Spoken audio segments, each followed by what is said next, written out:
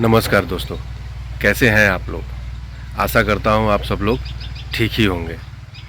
तो दोस्तों चलिए शुरू करते हैं अपना आज का विषय। सर्दियों का मौसम आते ही ज़्यादातर लोगों को डैंड्रफ यानी रूसी का सामना करना पड़ता है और बहुत सारे ऐसे भी लोग हैं जिन्हें सिर्फ सर्दियों में नहीं बल्कि बारहों मास डैंड्रफ से जूझना पड़ता है। रूसी से वो लोग परेशान रहते हैं, लेकिन मुख्य रूप से डैंड्रफ जो है वो सर्दियों में ज़्यादा परेशान करती है। सर्दियों में रूखी और ठंडी हवा, साथ ही गर्म पानी से बाल को धोना, ये डैंड्रफ के मुख्य कारण होते हैं। सर्दियों में बालों में डैंड्रफ या रूसी हो जाना ये एक आम समस्या है। इसकी सबसे बड़ी वजह ये है कि ठंडियों में रूखी और ठंडी हवाएं चल रही होती हैं जो स्कैल्प में मौजूद नमी को छीन लेती है। जब ठंडी और ड्राई हवा हमारे बालों की जड़ों तक पहुंचती है, जहां से हमारे बाल शुरू होते हैं, यानी कि जहां से हमारे बालों की जड़ें स्टार्ट होती हैं, तो हमारे स्कैल्प की जो चमड़ी होती है, यानी कि जहां पे बाल होते हैं, वो ड्राई और पपड़ीदार हो जाती हैं और उसमें खुजली होने लगती है, यानी कि स्कैल्प में जो है खुजली होने लगती है। यही पपड़ीदार स्किन जब हमारे कंधों और कपड़ों पर गिरने लगती है तो हम इसे रूसी या डैंड्रफ कहते हैं। साथ ही इस मौसम में मलासेजिया नाम का फंगस भी बहुत होता है। ये फंगस भी एक वजह होता है सर में डैंड्रफ के होने का, यानी रूसी के होने का। तो ये बात तो हो गई कि रूसी क्या होती है और कैसे होती है।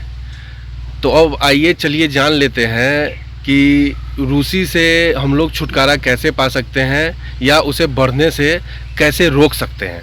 आज के समय में बाज़ार में बहुत सारे ऐसे शैम्पू हैं जो कि दावा करते हैं कि उनके रेगुलर इस्तेमाल से बालों से रूसी की समस्या ख़त्म हो जाएगी, लेकिन इन शैम्पू में केमिकल की मात्रा अधिक होती है, जिसके रेगुलर इस्तेमाल के कारण बाल जो है वो रूखे और बेजान हो जाते हैं। बिल्कुल ऐसे लगता है कि जैसे इनमें जान ही नहीं है, एकदम चमकहीन हो जाते हैं। दोस्तों मैं ये नहीं कह रहा कि आप शैम्पू कीजिए ही नहीं, आप शैम्पू कीजिए, जो शैम्पू आपको सूट करता है उसे कीजिए, लेकिन हाँ रेगुलर शैम्पू मत कीजिए। सप्ताह में 1 या 2 बार ही शैम्पू कीजिए।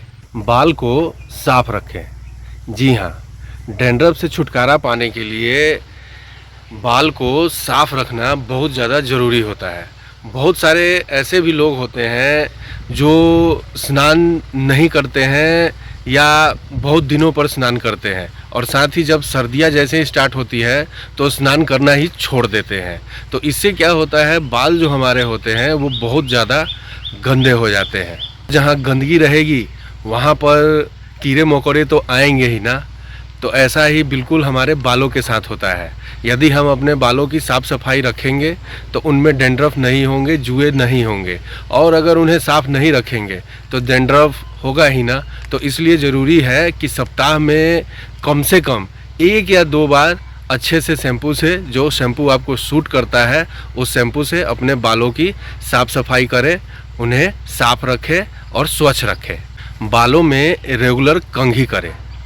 जी हाँ, बालों में रेगुलर कंघी करना भी बहुत ज़्यादा ज़रूरी होता है। बहुत सारे ऐसे लोग होते हैं जो सवेरे उठे, एक बार बाल जो है कंघी कर ली, उसके बाद दिन भर बाल में गर्दा पड़ रहा है, मिट्टी पड़ रहा है, कुछ नहीं, फिर कल ही बाल में कंघी होगा, नहीं तो नहीं होगा। इसलिए ज़रूरी है कि बालों में जो है 1 घंटा 2 घंटा जब समय मिले तो कंघी किया करें।